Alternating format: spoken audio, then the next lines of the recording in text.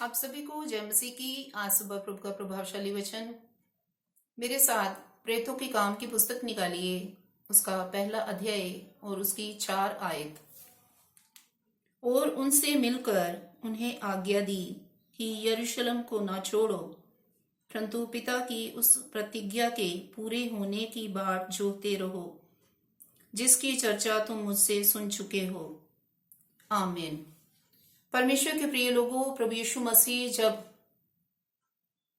उनका क्रूसिफिकेशन हुआ तो वो तीसरे दिन मृतकों में से जी उठे और 40 दिन तक वो अपने चेलों को जगह बजगह वो दिखाई देते रहे और उनसे बातें की। और उन्होंने अपने चेलों से कहा, उनसे मिलकर उन्हें आज्ञा दी कि यरूशलेम को ना छोड़ो।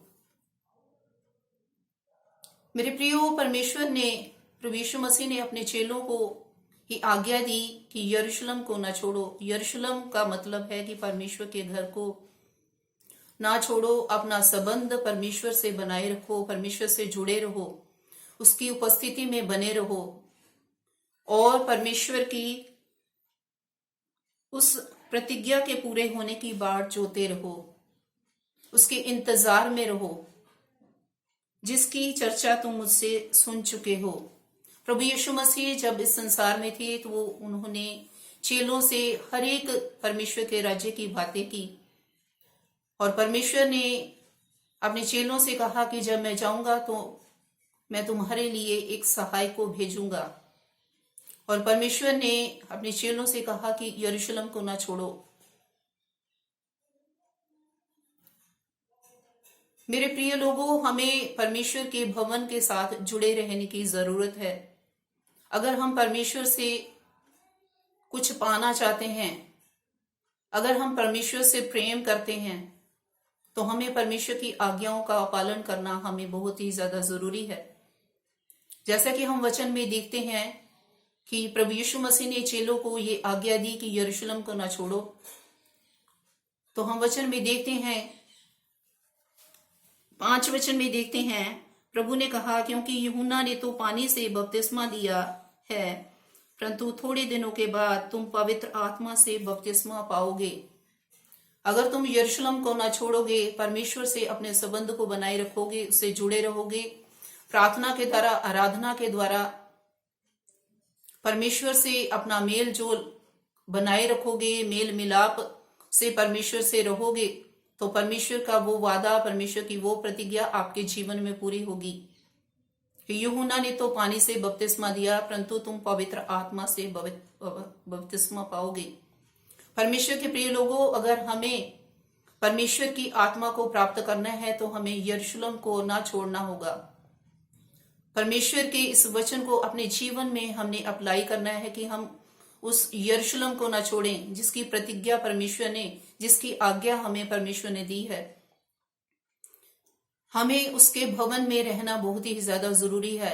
हमारा उसके साथ संगति करना, प्रार्थना करना, आराधना करना, वचन को पढ़ना, उपवास करना और परमेश्वर से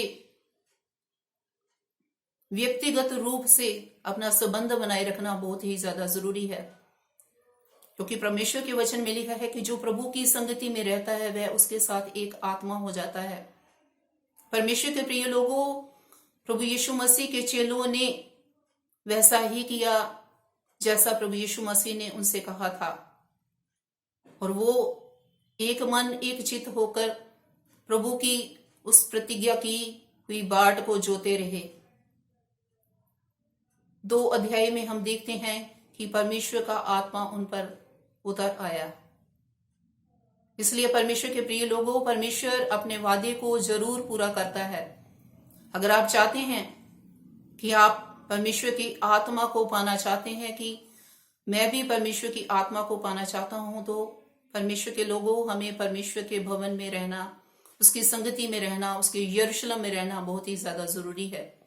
हम प्रभु यीशु मसीह के पास संसारी के चीजों के लिए ही ना आए, बल्कि हमें परमेश्वर की आत्मा को पाना हमारे जीवन में बहुत ही ज्यादा जरूरी है। और परमेश्वर अपनी प्रतिज्ञाओं को हमारे जीवन में पूरा करेंगे। वो अपने वादों को हमारे जीवन में पूरा करेंगे। आइए हम अपनी संगति को परमेश्वर के संग और ज्यादा घनिष्ठ बनाएं, उसके यरूशलेम में रहें, उसके भवन में रहें, उसकी उपस्थिति में रहें, प्रार्थना में लवलीन रहें, आराधना करें, संगति करें परमेश्वर से, अपने समय को परमेश्वर के साथ ज्यादा से ज्यादा व्यतीत करें, ताकि परमेश्वर का वो वादा हमारे जीवन में भी पूरा होने पाए, हम भी उसकी आत्मा से भरने पाए। वो वादों का सच्चा परमेश्वर है, वो ऐसा ही करेगा। इसलिए प्रभु की बाट जो है और परमेश्वर की आज्ञाओं को अपने जीवन में पूरा करें, ताकि परमेश्वर का वो आत्मा जो परमेश्वर ने देने का हमें वादा किया है वो हमारे जीवन में पूरा होने पाए। इस वचन से प्रभु आप सबको आशीष और बरकत प्रदान करे। सबको जय मसीह की। God bless you all.